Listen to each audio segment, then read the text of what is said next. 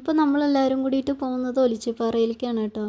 അപ്പോൾ നമ്മൾ അവിടെ നിന്ന് വരുമ്പോഴേ സ്വത്തുട്ടി ഉറങ്ങിയിട്ടുണ്ട് കേട്ടോ. ശ്വേതയുടെ അടുത്ത് നടക്കുന്നത് അവിടെ നിന്ന് കയറുമ്പോഴുള്ള കോളമാണ് കേട്ടത്. അത് കഴിഞ്ഞിട്ട് നമ്മൾ അവിടെ എത്തിയിട്ടുണ്ടായിരുന്നു. നമ്മളെത്തുമ്പോൾ അവിടെ കുറച്ച് പേരുണ്ടായിരുന്നു കേട്ടോ, 4-5 പേരുണ്ടായിരുന്നു. അതിന് ശേഷം ഞങ്ങളെ കണ്ടത് പിന്നെ ഒരു 5 മിനിറ്റ് കഴിഞ്ഞത് അവർ ഇറങ്ങിപ്പോയിട്ടുണ്ടായിരുന്നു. അതിന് ശേഷം ഞങ്ങൾ കയറി കേട്ടോ. ഞങ്ങൾ കയറി നമുക്കെന്തായാലും ഇറങ്ങാനൊന്നും പറ്റിയിട്ടുണ്ടായിരുന്നില്ല കേട്ടോ. ഞാൻ ഇറങ്ങിയിട്ടുണ്ടായിരുന്നില്ല, കാരണം എനിക്ക് അങ്ങനെ വലിയൊരു നനയണം എന്നുള്ളൊരിതുണ്ടായിരുന്നില്ല. വന്ന വഴിക്ക് അവരെല്ലാവരും കൂടിയിട്ട് അവിടെ കയറിയിരിക്കുന്നുണ്ട് കേട്ടോ. എല്ലാവരും കയറിയിട്ടുണ്ടായിരുന്നു. ഞങ്ങൾ പിന്നെ കയറിയില്ല. ദിച്ചൂട്ടി ഉറക്കമായിരുന്നു കേട്ടോ. ശ്വേതയുടെ തോളിൽ തന്നെ കിടന്നിട്ടുണ്ടായിരുന്നു. ഇപ്പോഴാണൊന്ന് എണീറ്റ്.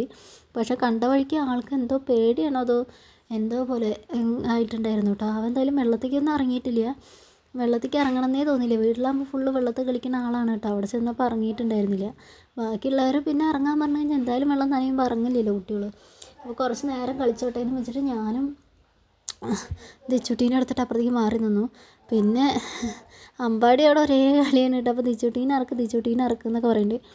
ദിച്ചുട്ടീനെ പിന്നെ ഇറക്കിയില്ല കേട്ടോ. അവിടെ ഇങ്ങനെ ചെറിയ രീതിക്ക് ഇങ്ങനെ ഒലിച്ച് വരുന്നിടത്താണ് അവരിനൊക്കെ നിർത്തിയിട്ടുണ്ടായിരുന്നത്. അടുത്ത വീഡിയോ ആയിട്ട് കാണാം കേട്ടോ.